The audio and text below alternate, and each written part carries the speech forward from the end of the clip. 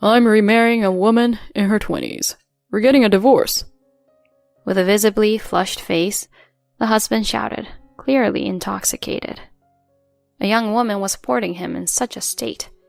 From the beginning of their marriage, the husband had a tendency to cheat. Despite promising not to repeat it, during their arguments, he would inevitably stray again once the tension eased. With such repeated incidents, her love for her husband had already faded. But never did she expect him to bring another woman into their home on their 20th wedding anniversary. There, I noticed the woman who was my husband's affair partner, and I couldn't help but burst into laughter. Because that woman was... My name is Emily Adams, 43 years old, working as a nurse, leading a busy life. My family consists of my husband Rob, who is 2 years older, and our daughter Sam, who is now a college student. Sam has moved out since starting college and is living alone in an apartment near the university. Although we regularly keep in touch, it seems like she's doing well on her own. While Sam's life seems to be going smoothly, I can't say the same for Rob and me. My husband Rob has a cheerful personality and easily befriends anyone he likes. Although I was attracted to the differences between us, being an introvert, our marriage has been quite challenging. Since we got married, I've been plagued by countless incidents of Rob's infidelity. Yes, Rob had quite a bad habit of being involved with other women. He would approach and charm any attractive women he came across. Given that he is also a refreshing and handsome guy, women naturally find themselves attracted to him.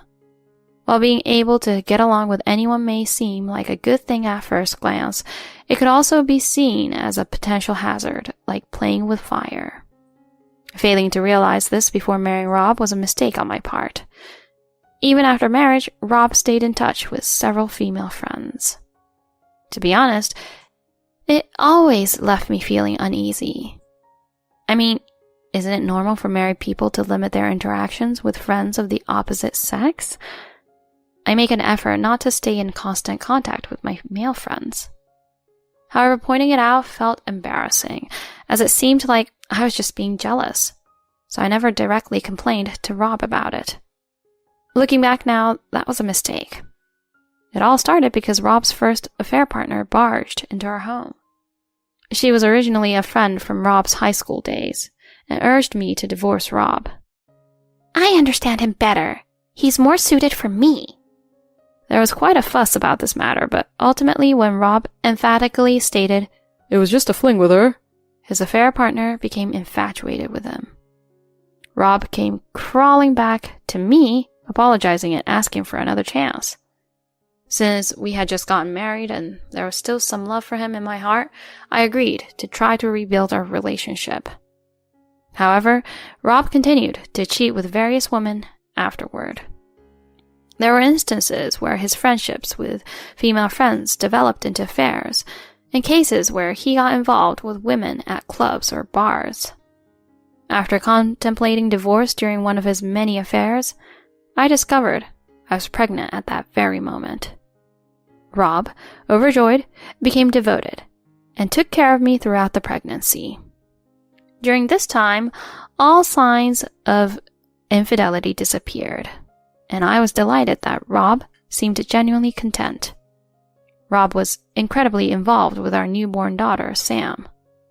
He willingly took care of feeding, changing diapers, and even rushed to comfort Sam when she cried at night. While I managed the household chores, he looked after Sam and took us to various places for outings. I thought we had finally achieved a happy family, but that belief turned out to be overly optimistic. Around the time Sam entered elementary school, Rob's tendency to cheat resurfaced. I was left speechless. While the frequency had decreased compared to his younger days, the fact that he was still unfaithful remained unchanged. I stopped expecting anything from Rob. His issues weren't limited to a poor track record with relationships. His dedication to work was lacking, often taking unwarranted days off and risking getting fired. No matter how much I tried to address both of these shortcomings, there was no improvement in his lazy habits. Currently, Rob contributes only a small amount to the household through part-time work, and he doesn't contribute financially. Our living expenses and our daughter's tuition have been covered by my income as a nurse. Undoubtedly, I am the one supporting our life, yet Rob shows no gratitude towards me. On the contrary, as time goes by, he has started to utter hurtful words and insults towards me. Hey, you've aged, haven't you? Take a look in the mirror.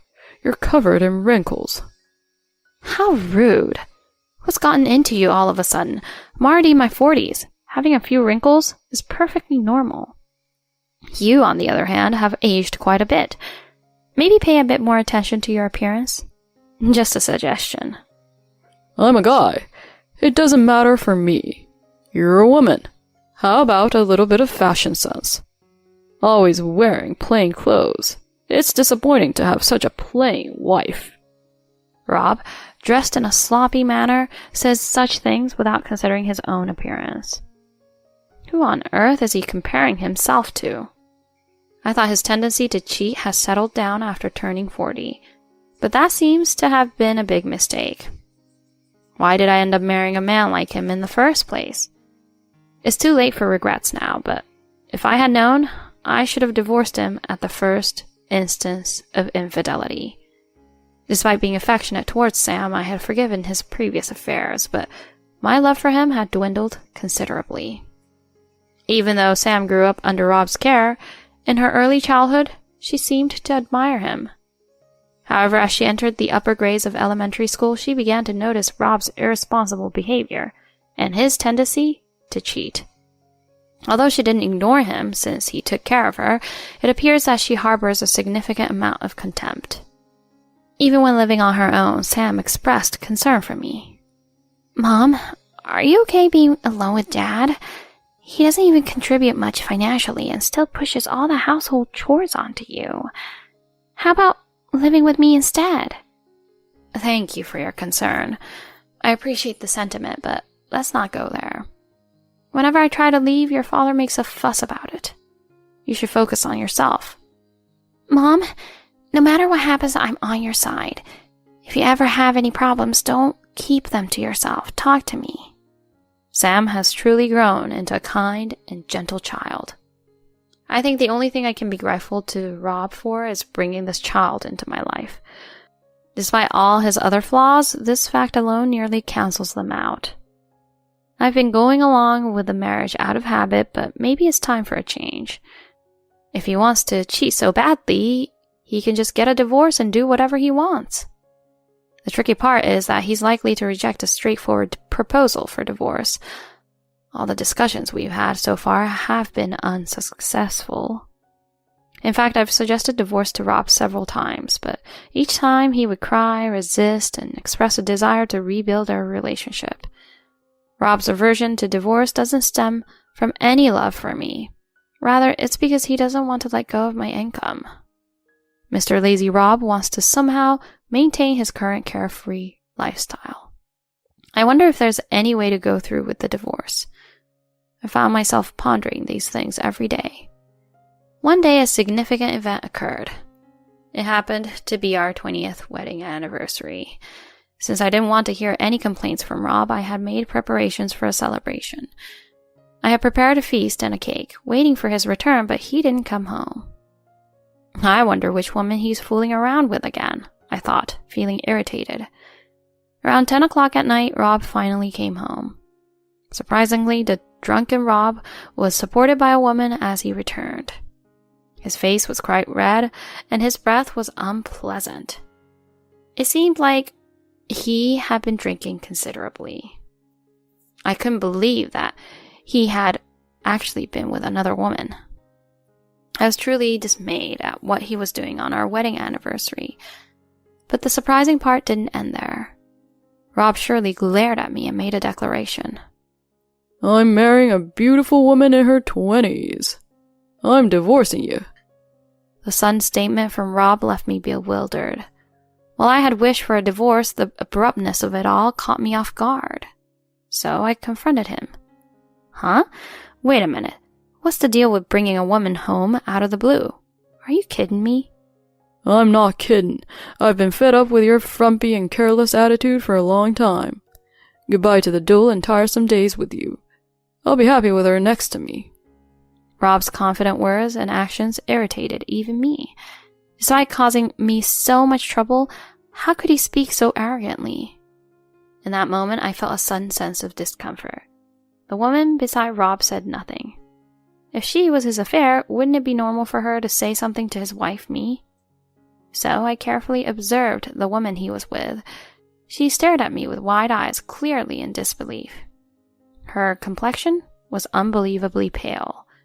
As I looked at her face, I couldn't help but exclaim, "You're kidding, right? Wait a minute. This can't be happening." Upon confirming the woman's face, I burst into laughter, holding my stomach.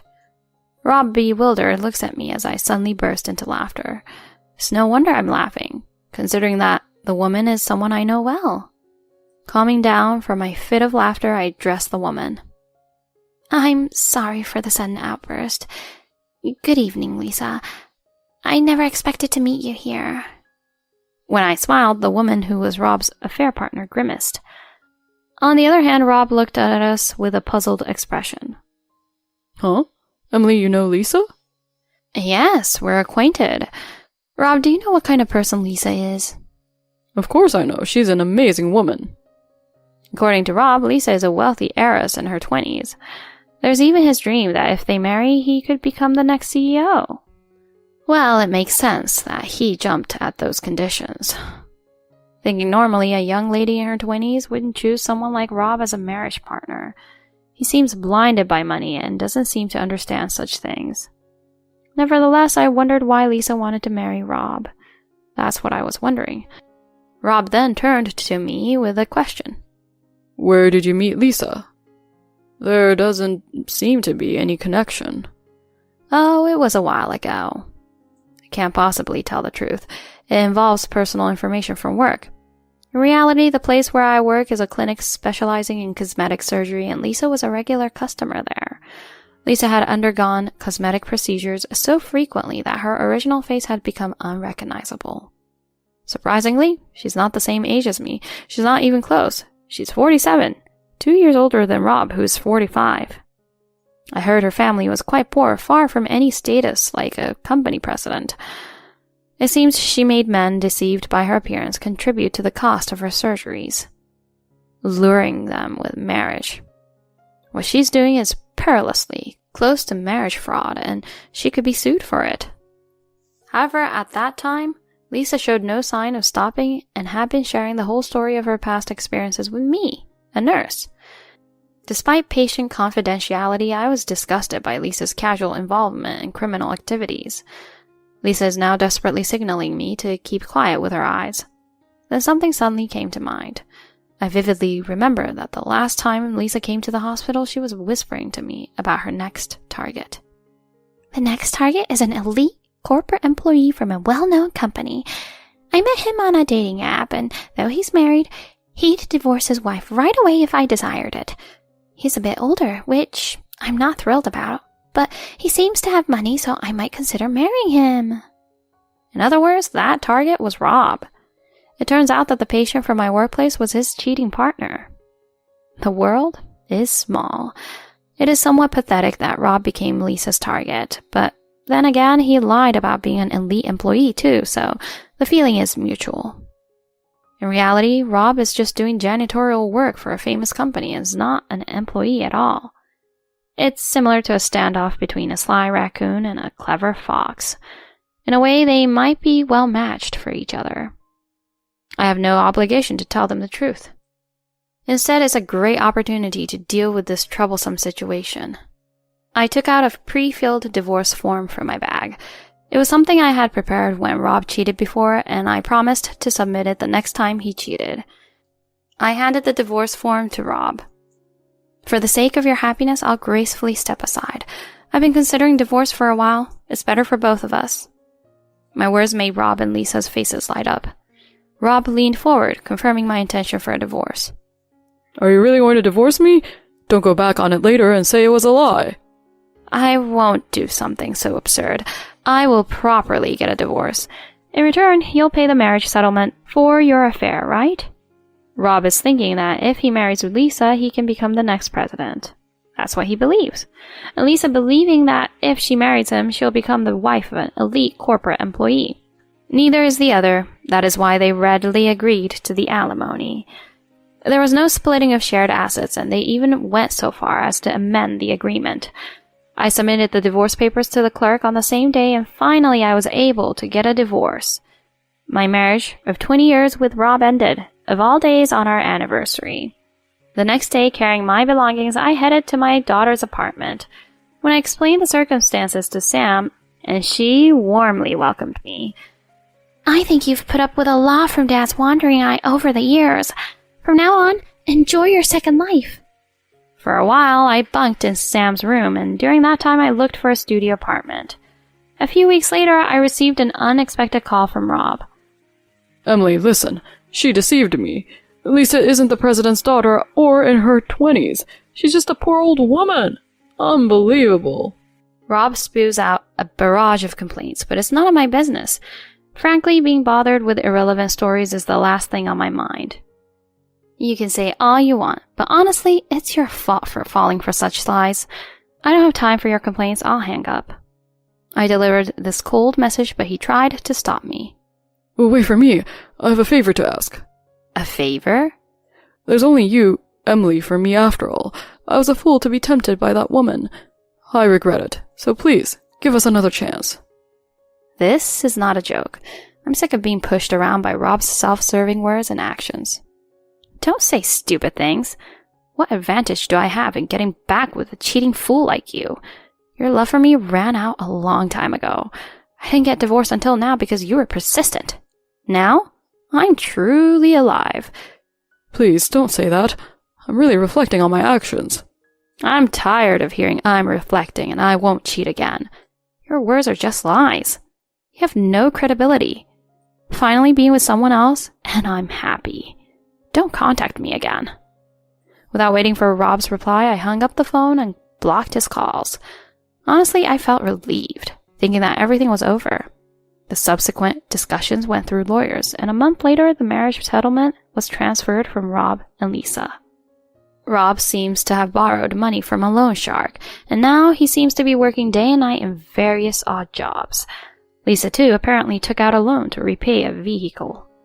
Currently, she spends her days being pursued by debt collectors while working night jobs. With a marriage settlement from them and my own savings, I am currently enjoying a carefree life on my own. Having tea with my daughter, Sam, and friends is my daily joy. My husband left me for another woman who could have his baby. We meet again and he says, "You must be lonely."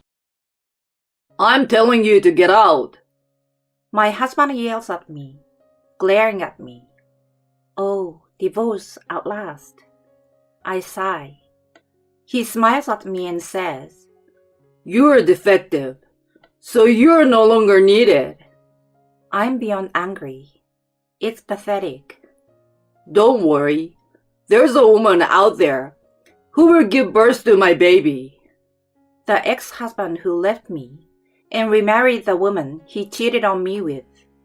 Look how miserable he turned out. My name is Annette. I'm a housewife. I'm 35 years old, and I'm trying to conceive. My husband Maurice, who is 2 years older than me, is a pharmacist at a pharmacy in our neighborhood. Before we got married, I was working as a pharmacist in the same office as my husband, and we started dating after he made a strong approach to me.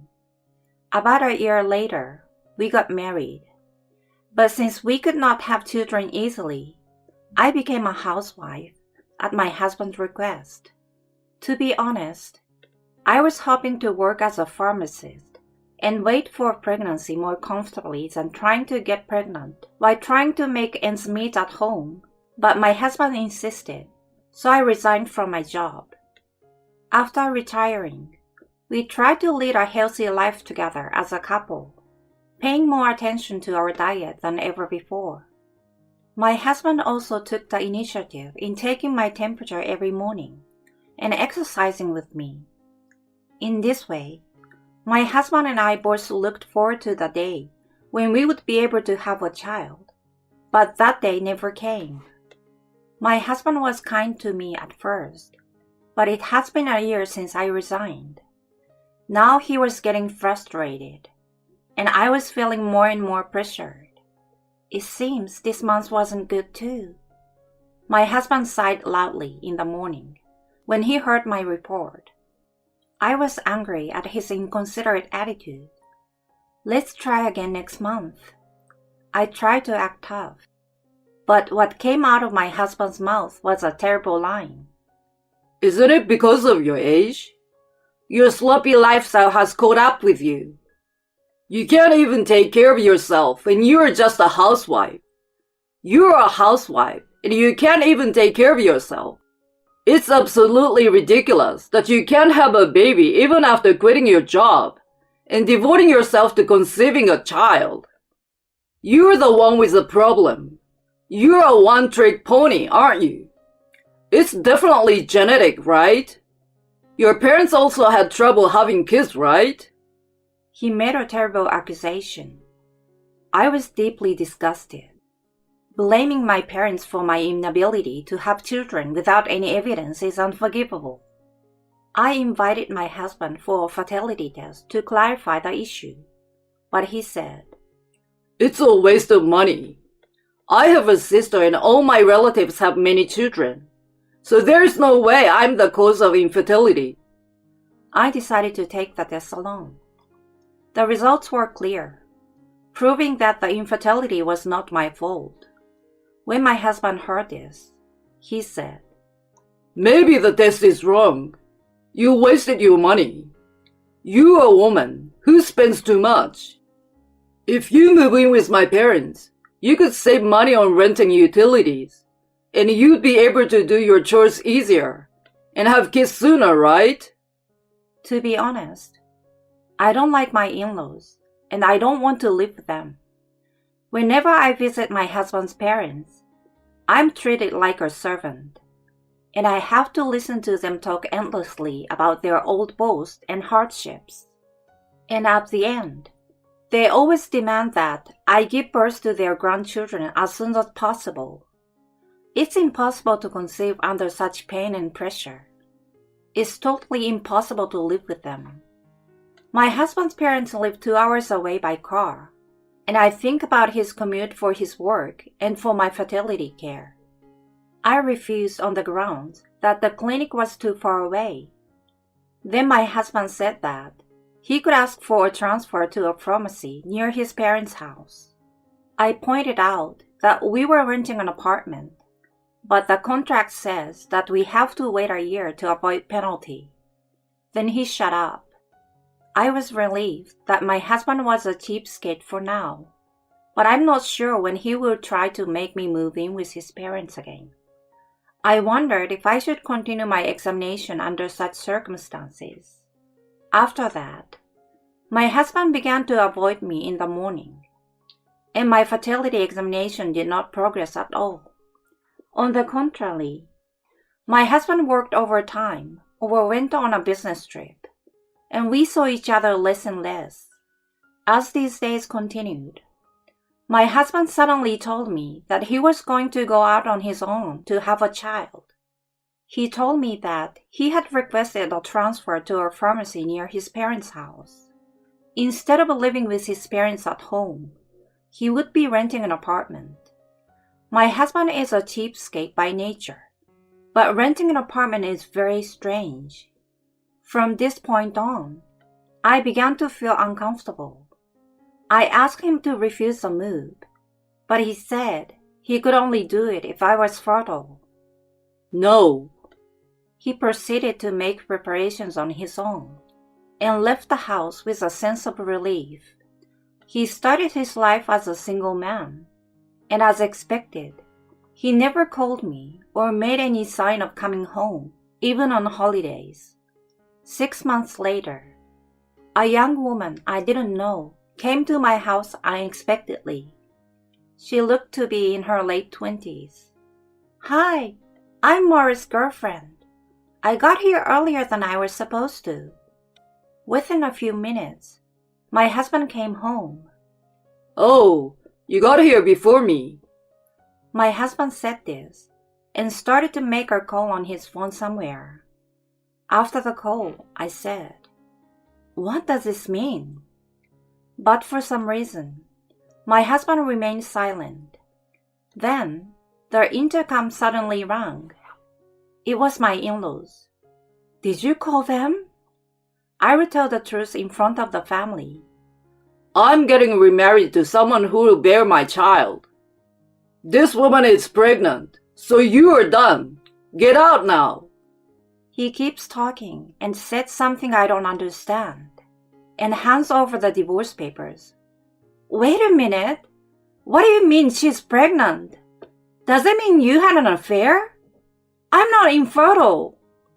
I asked him questions one after another. You're the kind of person who can't have a baby.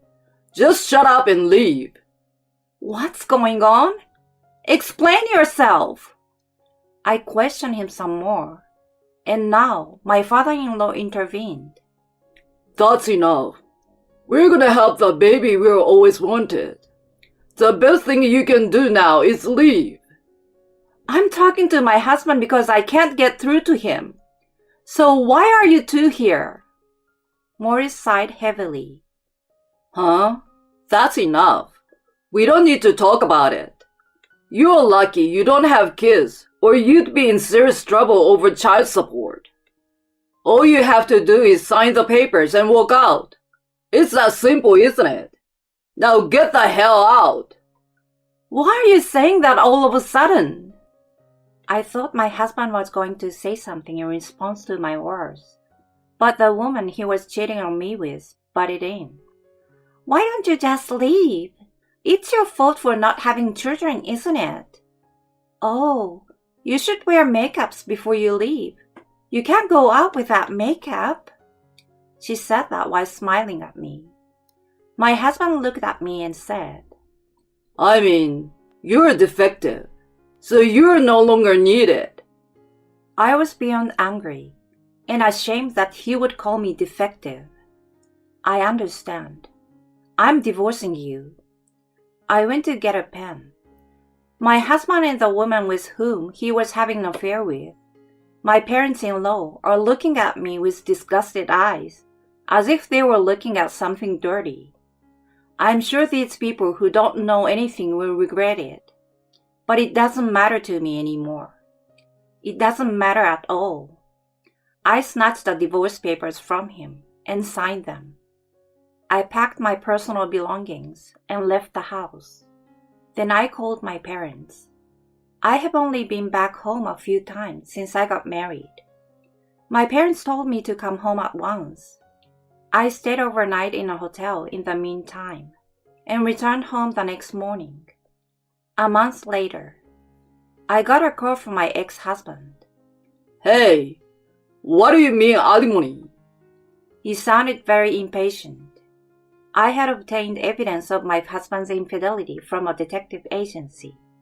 When I felt uncomfortable with his behavior, I immediately asked the agency to investigate. With that evidence, I retained a lawyer and filed a claim for alimony. I guess he got the papers. I'm not going to pay it. You're the cause of the divorce. You should pay the alimony. My ex-husband kept spouting off one nonsense after another. After listening to him for a while, I thought there was nothing I could say to him. "I have retained a lawyer. Please do not contact me directly." I said that and hung up the phone. I blocked his number and email address as well. I shrugged at the thought of not having to listen to his rantings. A few days later, he came to my parents' house. I had goosebumps and a feeling of disgust at what he was doing. I didn't want him to enter the house or even the front door, so I decided to go out the front door to deal with him. He told me that he was already thinking of divorce, even though he was supposed to be living with his new wife. I could guess why he wanted a divorce. So, why come all the way over here to talk to me about it? Why don't we start over? Marrying that woman made me appreciate you all over again. Huh? How is that possible? Don't say that. Just because we've been apart for a little while doesn't change the fact that I love you. It was so stupid that I had to laugh.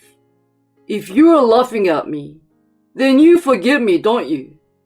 Huh? Don't be silly. I wanted to stop this, but I suddenly thought of something and changed the subject. That's right. The woman you are having an affair with, Gladys, right? Hey, how do you know her name? She didn't introduce herself, did she? My ex-husband sounded surprised that I knew her name. Of course I know her name. I've had a professional investigator look into it, and I've sent a certified letter to demand alimony. My ex-husband seems to confirm this. So, about her. She can't get pregnant, can she? That's why you're trying to get back together, isn't it? How do you know about that? Just how much do you know? The truth is, the day you asked me for a divorce, I knew she wasn't pregnant. Because the pictures taken by the agency during their investigation showed her having drinks with another man at a restaurant. While you were working during the day, she was having fun with another man every day. Pregnant women aren't supposed to drink alcohol heavily. My ex-husband seems to give up and started talking about her as if he was complaining. She has a bad habit of having a relationship with too many men, and she got a bad disease that makes it difficult for her to conceive naturally. She loves to play with men, but she also wants to get married. So she set her eyes on my ex-husband, who is a pharmacist and has a stable income. All you did was tell me to get out. You didn't listen to me, so I did what you told me to do. If I had told you all that before we got divorced, you wouldn't be in this mess, huh? My ex-husband suddenly sounded depressed and victimized. I remembered his words at that time, and it made me angry. You cheated on me. You're the one at fault. It doesn't matter now, so don't ever ask me again. You're bothering me, I said, and locked the front door. He continued to ring the doorbell and yell at me. I called the police, and 2 policemen came and took him away. I recorded today's incident on my intercom, in case it might come in handy someday. 20 years later, I was shopping downtown when, to my surprise, my ex-husband approached me. I hadn't seen him in 20 years. He looked very shabby. He looked terribly dirty, though it was inevitable after so many years. It's lonely being single, huh? So you have no choice but to hang out with your younger colleagues on your days off. He still talks down to me. But it's not my junior colleague beside me. It's my child. It's my own daughter, the one I gave birth to. I turned out to be all right. It happened on the last night I spent with him. On that last day, miraculously I became pregnant. I didn't want to have his child, but I was so busy with divorce, moving, etc., that I didn't realize I was pregnant until after 22 weeks, when an abortion was possible. I didn't want to have a baby, but it was a life I was entrusted with. I risked my life to give birth to it and raise it as my own. I told my daughter in front of my whiny ex-husband, "He's your dad, genetically speaking." My daughter, who knew who he was, greeted him with a puzzled smile and a hello. What? She's my daughter? What do you mean? My ex-husband's eye widened at this unexpected turn of events. Yes, genetically she's yours and mine. No way! You're supposed to be infertile. She's your stepdaughter from your second marriage, isn't she? If you're single, did you adopt her? I've told you before that I'm not infertile. There's no problem. This child is mine, for real. If you doubt me, check the birth certificate. Oh, but you never had a chance to check, so it's no wonder you don't know. When I explained all this to him, he said, She sure looks like my mother. He nodded to himself while looking at his daughter. My ex-husband looked happy to see her grow up so honest and beautiful. He seems to have gotten carried away. Please let me walk down the aisle with you when you get married. But my daughter said, No way, you're not invited, and I don't know if I'm getting married. I have to be careful not to fall for a guy like you. My ex-husband stared at her in shock. What did you teach her? Did you teach her all kinds of nonsense? He yelled at me, which made the shoppers around us feel bad. My daughter reminded him to be quiet and said, No one told me anything about you. They told me that you divorced because you just didn't get along. But when I was in middle school, I found Mom's diary and the video of you yelling at her on the front porch, and I understand what kind of man you are. And today, I see that you are a terrible man. My ex-husband can't even talk anymore. If I had grown up around you, I would have had a hard time dating because I had the wrong standards for a man. Thank you so much for divorcing him and taking such good care of me. She smiled at me. I'm so glad I gave birth to a daughter I love and took good care of her. I'm thankful that I was able to raise her to be a kind and smart girl who loves her mother. My ex-husband looked devastated and disappeared without saying goodbye. In fact, I had heard about my ex-husband from a former colleague. He and the woman he cheated on me with are still together without divorcing, but they are still childless. His narcissist attitude has become a problem at his workplace, and it seems that no matter where he goes, he is always transferred to a different location. The other woman has not been able to adjust to his new place of work and has become a lazy pig who stays at home. I'm convinced that I made the right choice in divorcing him at that time. And although I could not afford luxury, I'm glad that I raised my daughter by myself. My daughter is my precious treasure. She is my best friend and my best ally. She is an adult now, but I will do my best to take care of her health so that I can gently watch over her and help her anytime I need to. I will continue to love her with all my heart. My daughter doesn't seem to be planning to get married yet, but I hope she will have a happy married life. I don't want my daughter to get married to a man like my ex-husband. She won't be cheated on. I just hope. And if she ever suffers from infertility, I sincerely hope that she and her future spouse will work together to overcome it by supporting each other. After 6 months in the hospital, my father-in-law passed away. When I called my husband, he lied about being with his dad. So I told him, I'm at his wake now. My father-in-law passed away, so I called my husband several times, but I couldn't reach him easily. Finally, just before the wake, I received a call from my husband. What's the matter? You've been calling so many times. I quietly told my husband, who sounded annoyed. Where are you right now? Huh? I told you. I'm back home visiting my dad. Oh, your parents' house. What's wrong? I'm at the hospital visiting my dad, so I gotta go. At that moment, I dropped the bomb. Your father has passed away. What? I informed my husband, who was speechless on the phone. I heard from your sister yesterday morning that your father was in critical condition, and I managed to get there before his last moments. I'm currently at the house where you should be. What?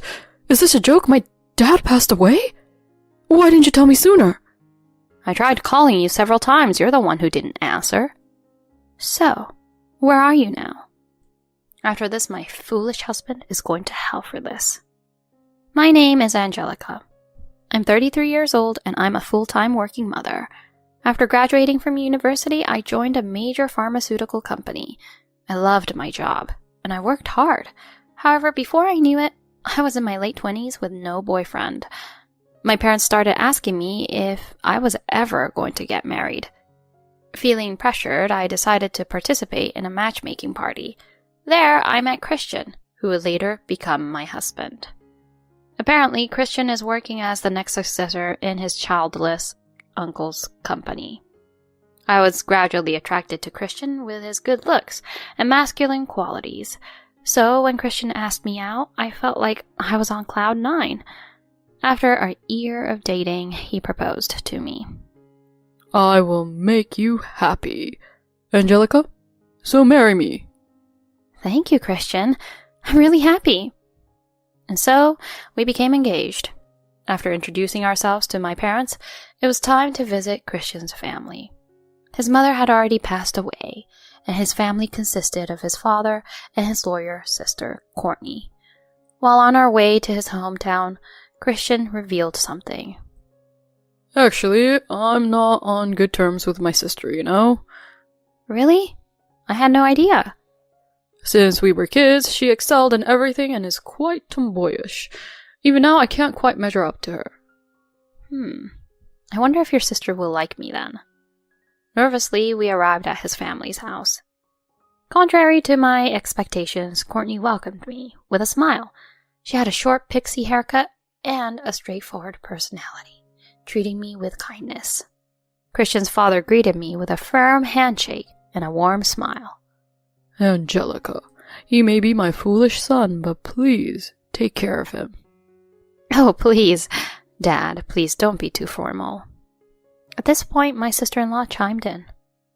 Christian, now that you're starting a family, you better tighten up and take responsibility.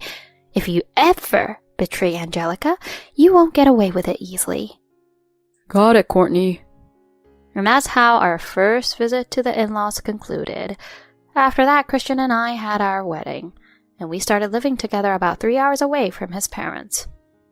What I realized after getting married is that Christian couldn't do any household chores.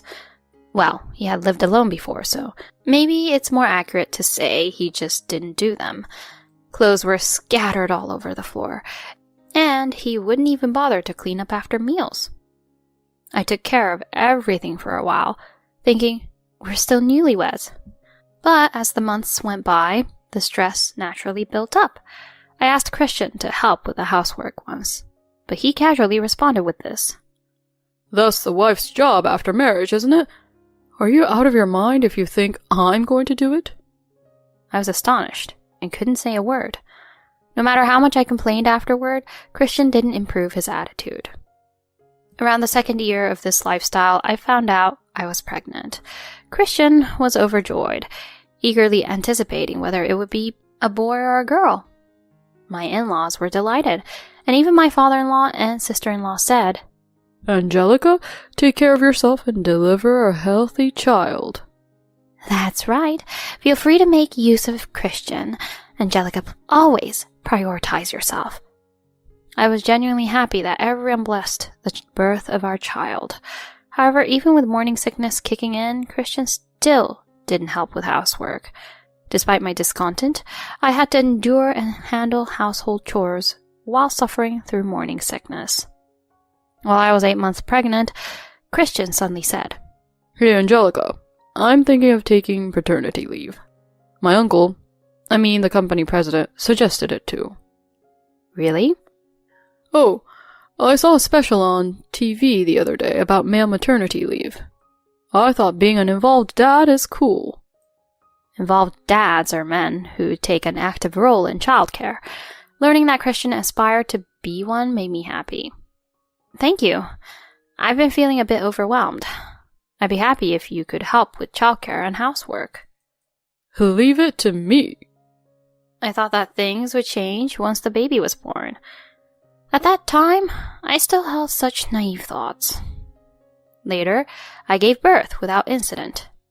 We named the child a girl, Mia. Christian took 6 months of paternity leave and started staying at home when Mia was born. However, Christian still didn't help with childcare or housework. Little Mia is so cute. He would say things like that while happily holding our daughter. But as soon as the diaper got wet or Mia started crying because she was hungry, he would immediately pass her to me. It's gross when the diaper is wet. Change it, please. Huh? I don't want to do such a dirty thing. Ugh, then can you at least vacuum the floor? It's a pain in the ass. I don't even know how to do it. Why don't you do it? At this rate, he won't even bother trying to learn housework, let alone childcare. My body is in shambles from the birth of my child, and I'm not getting enough sleep from breastfeeding. But while I'm busy with housework and childcare, what is Christian doing? Christian would just be lazing around at home on his phone. Every once in a while, he'd wander off somewhere, eat out, do some shopping, and come back. What was the point of taking paternity leave? That thought made me frustrated. I even thought about reporting it to my father-in-law or sister-in-law, but I reconsidered, fearing it would only cause unnecessary discord. Meanwhile, Mia was growing up healthy, and Christian, after his paternity leave ended, went back to work at the company. His workload suddenly increased, and he started spending less time at home. Household chores and childcare were still left entirely to me, with Christian rarely at home. I began to wonder if there was any need for us to stay married. Around that time, Christian told me something unexpected. My older sister contacted me, saying that Dad has been hospitalized. What? Is your father okay? Who knows? I'm planning to visit him this weekend. And so we ended up going to the town where my father-in-law lived the following weekend. Oh, little Mia, it's been a while. You've grown so much. On the bed, my father-in-law happily held his granddaughter Mia. My sister-in-law told me that my father-in-law's body was being consumed by cancer. He was about to undergo treatment. My gentle father-in-law, facing such a situation, shocked me. Courtney, if there's anything we can do, please, let us know. Upon saying this, my sister-in-law shook her head. It's okay, I'll take care of Dad. Angelica, you're busy with childcare, right?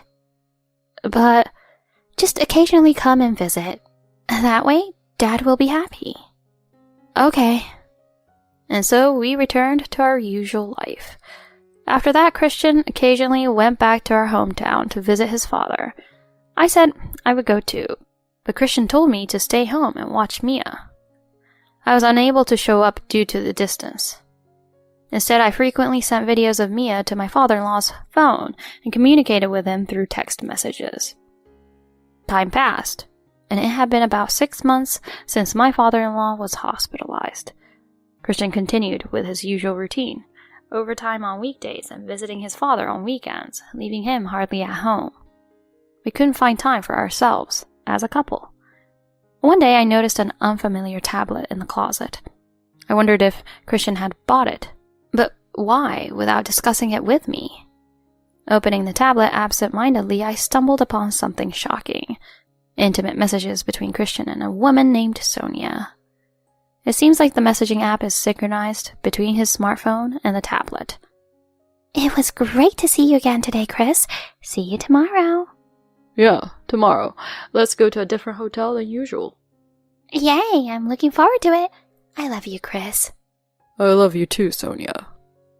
I was furious at that moment.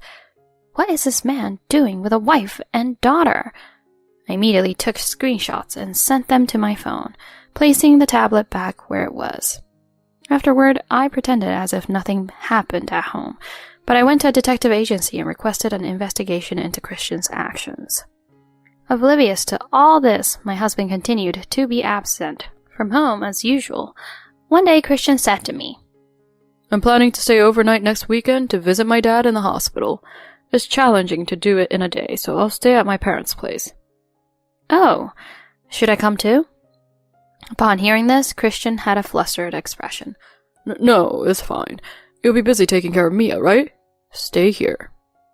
If that's what you want. I quickly backed off, though it was evident that Christian was lying. I chose to feign ignorance. The following weekend, Christian prepared an overnight bag and eagerly left the house. I conveyed my regards to his father and saw Christian off. About 2 hours after Christian left, my phone rang. Hello, what happened, Courtney? Angelica, I've been trying to call Christian, but I can't get through at all. Our dad is in critical condition. What? I'll come right away. I hung up and immediately called Christian, but it took a while for him to answer. Unable to reach him, I reluctantly got ready and left the house with Mia. When we arrived, my father-in-law was on the verge of passing away. Dad, it's Angelica. Can you hear me? Mia is here too. Upon hearing my voice, my father-in-law faintly smiled as he glanced at Mia. Then he closed his eyes and never opened them again. When the doctor informed us of my father-in-law's passing, my sister-in-law broke down in tears. Where the hell is Christian at a time like this? Courtney, I feel bad saying this at a time like this, but I proceeded to tell my sister-in-law everything. After that, I continued to call Christian from my in-laws' home numerous times. However, his phone remained unreachable. Feeling helpless, I assisted my sister-in-law and prepared for the funeral the next day. As the wake was about to begin, my phone rang. What's up? You've been calling me multiple times. In an irritated tone, Christian spoke and I calmly asked him, Where are you right now? Huh? I told you I'm at my parents' place for my dad's hospital visitation. Oh, at your parents' place? What's with you? I'm at the hospital for my dad's visit right now, so I'm hanging up. That's when I dropped the bomb. Your father passed away. What? I delivered the news calmly to my speechless husband over the phone. Yesterday morning, Courtney told me that your dad was in critical condition. I managed to be there for his final moments. I'm currently at your parents' house where you should be, right? What? Dad passed away? Why didn't you tell me sooner? I tried contacting you many times. You didn't answer, did you? So, where are you now? Christian stammered on the phone. We're starting the wake now, so I'll hang up. With that, I ended the call. As the wake proceeded without Christian, the relatives became agitated. Hey, what's Christian doing? Not attending a parent's funeral. What's going on? Such voices echoed in the venue. However, the wake had to go ahead, so my sister-in-law became the chief mourner. I helped organize the wake with my relatives. As the wake was coming to an end, Christian appeared with a pale face. Oh, you're late. The wake is already ending. As I spoke, the relatives surrounded Christian. This unlucky guy. What were you doing? Angry voices were directed at him. Christian mumbled, unable to say anything. That's when I smiled and said, Did you enjoy your trip with Sonia? Huh? The relatives looked puzzled, wondering who Sonia was. I took out Christian's tablet that I had brought from home and started reading aloud. This is a conversation you two had the day before your dad passed away. Chris, looking forward to our trip tomorrow. Being away from my wife and having fun with you, Sonia, it's the best.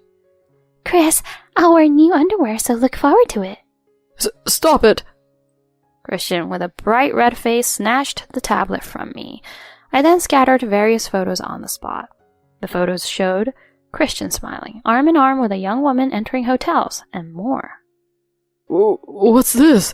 Did you investigate me? Yes, I thought something was suspicious, so I hired a detective. Everyone, this man went on a cheating trip and didn't make it in time for his father's last moments. He is a hell of a man. As I said this, the relatives angrily confronted Christian. Unable to say anything, Christian faced their wrath. Then the president of Christian's workplace, who was also his uncle, spoke up. Christian? Isn't the Sonia woman one of your subordinates? Are you having an affair within the company? Uncle, no, President, please, listen. From your department, we've received reports several times that you've taken subordinates for field work without returning. I never thought it would be an actual affair. And then to arrive late for your father's funeral, what's going on? Christian gets smaller as the president stares at him. The president continued further. Christian, I'm firing you. Huh? Of course, it's obvious. Can I keep someone who, while having a wife and child, gets involved with a subordinate in the company? Prepare yourself. I'm cutting ties with you as family, too. This can't be. What about the talk of me being the successor? A terrified Christian, turning pale and trembling, was interrupted by my sister-in-law. Are you still talking nonsense like that? Do you even realize what you've done? Courtney. There stood my sister-in-law, looking more terrifying than anyone else. When I explained the situation, she was furious. It turns out my sister-in-law had been through a divorce due to her ex-husband's infidelity. She always said, "I'll never forgive cheaters." Her anger, too, that's understandable. So, Angelica, what are you going to do with him? Prompted by my sister-in-law, I answered firmly. Of course, I'm planning to get a divorce. I'll make sure to receive a substantial amount for emotional distress and child support. Upon hearing this, Christian's face turned ghostly pale. Angelica, please spare me from divorce. This was just a game. Christian tried to cling to me, but my sister-in-law intervened with a thunderous voice. Don't be ridiculous. As Angelica's lawyer, I'll make sure to take a significant amount for emotional distress. Of course, I'm cutting ties with you as family. You will not be allowed to attend your father's funeral. Get out of here right now. Like so, Christian was ejected from the funeral venue, receiving cold glares from all the relatives. Later, my sister-in-law actually served as my lawyer. Thanks to her, my divorce from Christian was successfully finalized, and I obtained a higher-than-average settlement for emotional distress and child support. Christian's uncle, who was also his boss, indeed fired him. Sonia, his affair partner, faced disciplinary action and left the company. I also demanded emotional distress compensation from Sonia. Christian, drained of his savings due to the payments, was cut off from all his relatives. Now, he lives in a crappy apartment. He is desperately job hunting. I hope he does his best to pay child support. As for me, I started a new life with my daughter Mia. At the time of the divorce, my sister-in-law who supported me often sends gifts to Mia. We frequently meet and have tea together. I'm looking forward to my daughter's growth and want to live positively from now on. My husband, a mama's boy, decides to let her move in. Don't need you if she's here. Knowing his cafe's reality, I quickly left. Lol. A few months after my husband decided by himself that we'd live with his mother, I got screamed at by her. You can't even do household chores, you useless wife. Get out. I was shocked and looked at her, and she was glaring at me with a bright red face. You always look so tired. You're really depressing. Don't be a disgrace to my son, the business owner. You parasite. Excuse me? I turned to my husband and said, Hey, your mom is way out of line. Does she have any idea how much I've... Then, to my surprise, he looked down on me and said, My mom's right. We can manage just fine with her around. We don't need you anymore. Get out. That was the last straw for me. To think he'd decide to live with his mom without consulting me and then say something like this. I thought to myself, I'll make you regret this. I immediately contained my anger and told him, Oh, really? Thank you. What? He looked surprised at my words. I quickly presented them with the divorce papers and left the house. 6 months later, my foolish husband and mother-in-law got what they deserved. My name is Lauren, a 32-year-old working at a certain company. With most women continuing to work after marriage these days, I, too, loved my job and didn't choose to quit after getting married, continuing at the company I joined as a fresh graduate. I met my husband Tony at our favorite restaurant, where he was working. We started talking and eventually began dating. He always talked about his dream. I want to open my own cafe. He seemed to have worked day and night at different restaurants to study for this. I supported his dream throughout our relationship, and after 3 years, it became a reality. On the day we celebrated the opening of his cafe, he said to me, Lauren, thank you for supporting my dream. It's come true because of you. I want you to always be by my side. Marry me. Thank you, Tony. I want to be with you too. So we got engaged and promptly went to meet each other's parents. My parents quickly approved of our marriage, and next, we went to Tony's house. His father had passed away early, and his mother, Susie, lived alone. When we arrived, he introduced me. This is Lauren. I want to marry her. She looked me up and down. Tony? You want to marry this woman? She seems like she has a strong personality. Huh? I think someone cuter would be a better match for you, Tony. She said that the moment we met, and I was shocked. He tried to lighten the mood. Come on, Mom. We've been together for 3 years. I've got to take responsibility. I was a bit taken aback by his choice of words. Then his mother sighed. Well, if that's the case, I'll agree to the marriage. But there's a condition. A condition? You'll live with me. You'll stay with me. Live together? That wasn't the plan. I desperately looked at Tony, trying to communicate with my eyes. We had originally planned to find a rental halfway between his cafe and my office. He seemed to remember this and quickly said to his mother, But, Mom, it's far from my cafe and we're newlyweds, after all. We were planning to find a rental. What? You can't even live together? I bet she's behind this.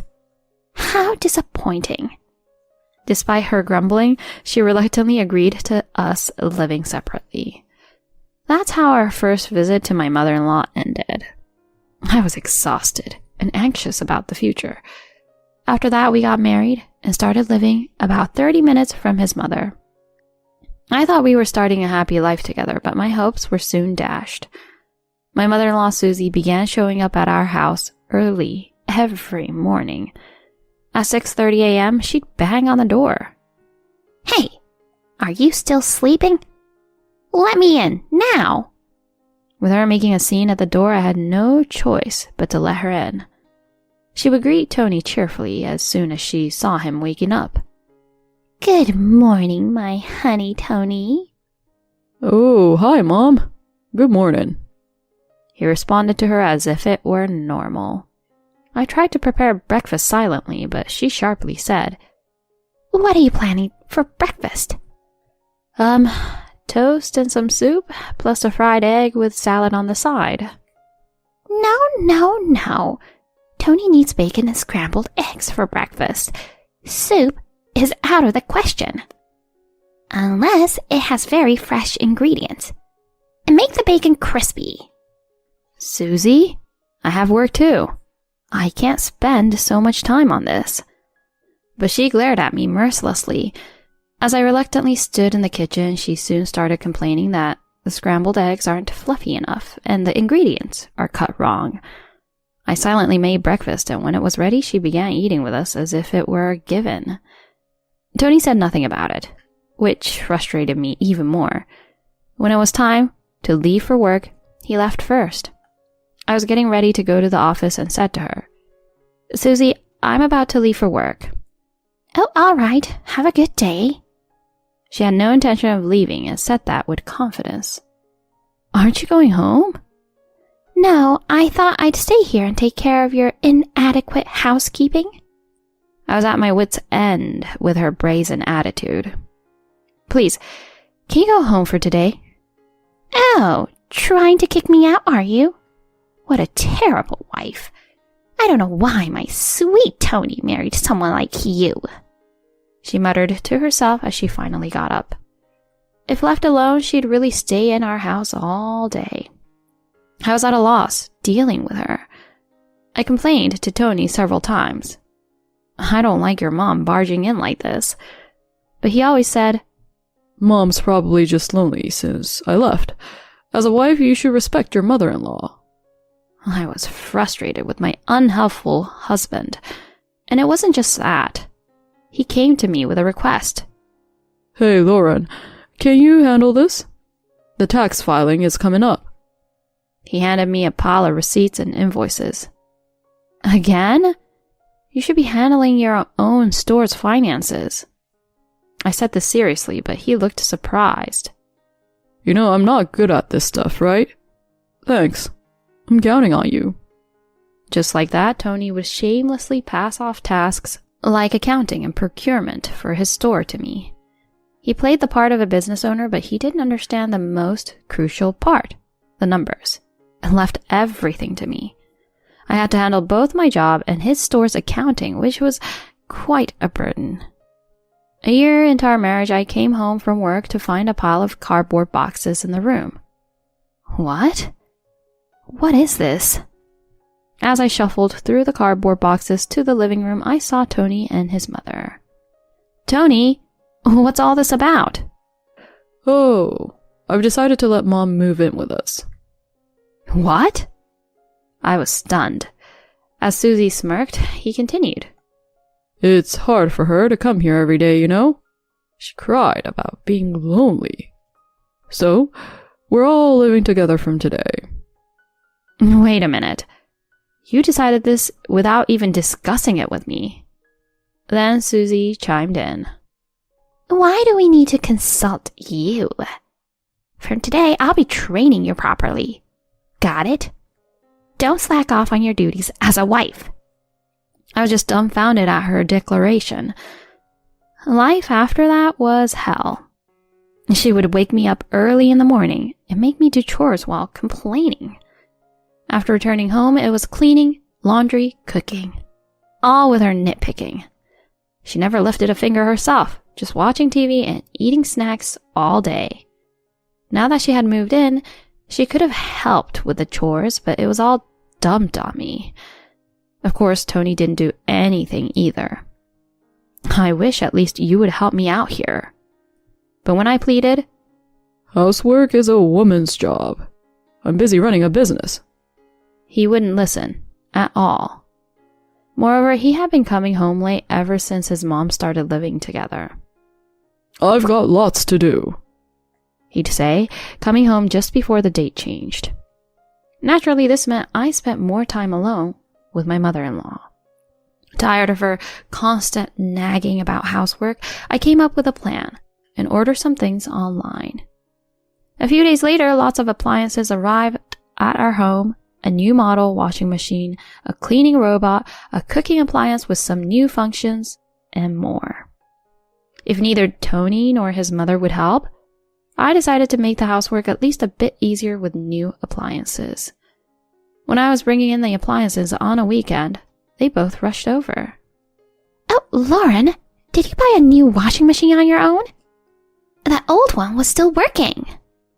The old washing machine was outdated, so I'll trade it in. This will make laundry faster and easier. And what are these? A cleaning robot? Cooking appliances? Lauren, come here, right now. She ordered me to the living room and told me to sit on the floor. Tony, for some reason, sat proudly next to her. Yes? What is it? Then Susie, red-faced with anger, yelled at me. What did you say? Why are you buying such lazy appliances with our money? Lazy appliances? I thought it would smooth out the housework. That's just an excuse for being lazy. I can't believe how much people rely on machines these days. Tony joined in. Yeah, Lauren, those things aren't cheap, are they? We could still use the old appliances. Just because I'm a business owner doesn't mean you can waste money. He glared at me with my mother-in-law nodding in agreement. My Tony's right. You're just trying to make things easy for yourself, and you can't even do housework properly. I stayed silent, thinking, I don't want to hear this from you. But my silence seemed to irritate her, and she said impatiently, A useless wife who can't even do housework properly should leave. I was shocked to see her glaring at me with such a red face. You always look so tired. You're really depressing. Don't be a disgrace to my son, the business owner. You parasite. Excuse me? I turned to my husband and said, Hey, your mom is way out of line. Does she have any idea how much I've... Then to my surprise, he looked down on me and said, My mom's right. We can manage just fine with her around. We don't need you anymore. Get out. That was the last straw for me. To think he'd decide to live with his mom without consulting me and then say something like this.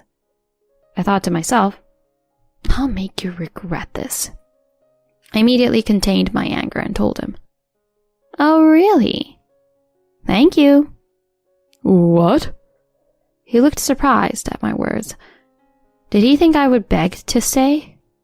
Then Susie's face lit up. Well, isn't that great, Tony? If she leaves, we'll feel so much better. Good riddance to the useless wife. Silently, I stood up and pulled something out of my work bag. Tony, let's get a divorce. It was a filled-out divorce agreement. I had gotten tired of it all and had taken the agreement as a safety measure. Huh? You even prepared this? Fine. I'll sign it. But don't come back regretting it. After hesitating for a bit, he smugly began to sign the divorce agreement. That day, I packed my things and moved to a pay-by-the-day apartment. Of course, I took all the new appliances with me. Later, I rented a one-room apartment for myself, around the same time as the divorce. I was promoted to manager. I had previously turned down promotions because I had to take care of the house. But now I could finally pursue my career goals. I became even more immersed in my work. A week after leaving that house, Susie started calling me. But I was busy, and frankly, I didn't want to talk to someone who called me a useless wife. So, I kept ignoring her calls. Then, half a year later, while relaxing at home on a weekend, she called again. Thinking it was time to settle things, I finally answered the phone. Hello? Oh, Lauren, you finally answered the phone. How terrible to ignore me for half a year. So, what do you want? Well, first, how are you, Lauren? Are you doing well? As she sounded like she was probing, I answered straightforwardly. How am I doing? I'm just fine, working hard in my own apartment. I got a promotion. My salary's up. Living the good life. Is that so? Lauren, what do you think about coming back here? I felt goosebumps as she asked in a flattering tone. Why now, all of a sudden? We're in trouble financially. Aha! I smirked and replied. Oh, Tony's Cafe is barely making $750 a month, right? And with you not working, that's what happens. You knew? Indeed, his cafe was only making about $600 a month in profit. Since I was burdened with the accounting, I knew this fact all too well, but Tony, who only played the role of a business owner, seemed oblivious. I told her. Well, he pushed all the accounting and procurement onto me. Of course I knew. Oh no! You should have told us. I had no idea that you, Lauren, a manager at a big corporation, were contributing so much to our household every month. Yeah, I was putting in over $2,200 a month. That's how you and Tony were able to live. Knowing his cafe wasn't bringing in enough, I had been contributing a significant amount for my salary. Tony, unaware of the dire financial situation, only realized after our divorce that he couldn't live without my earnings. Please, Lauren, come back. Is Tony there with you? Ignoring her plea, I asked. Yes, he's here, but... Can you put me on the speaker? The call switched to speaker mode. Hi, Tony. How's the cafe doing? My ex-husband answered hesitantly. I won't be able to pay the rent next month. It's not going well. Please, Lauren, come back. I see. That's rough. Especially since the part-time girl you were cheating with ran away. What? I explained that I became suspicious when he started coming home late. When I visited the cafe, I saw him being overly friendly with a female staff member. When I confronted her, she spilled everything. I told her I'd forgive her if she gave me evidence of the affair. She provided plenty. You knew? Of course I knew about the affair. I'm definitely going to sue you for alimony. Both you, Tony, who decided to let your mom move in without talking to me first, and Susie, who called me a useless wife. I will never forgive either of you. Both of you can rot in hell. Then I heard screams from both of them through the phone. Without listening further, I hung up. 3 months later, with the help of a lawyer, I successfully received my alimony. Later, when I passed by Tony's cafe, it had become vacant. He apparently had to close his business. Checking on Susie's house, it was marked as sold. They had sold the house in a hurry and were now living in a run-down apartment struggling financially. Tony had paid the alimony by borrowing from loan sharks and was now hounded daily by debt collectors. As for me, I'm still dedicated to my work. Recently, a sincere and hard-working colleague confessed his feelings to me. We're considering a relationship with marriage in mind. It won't be long before I remarry. This time, I hope to grasp true happiness.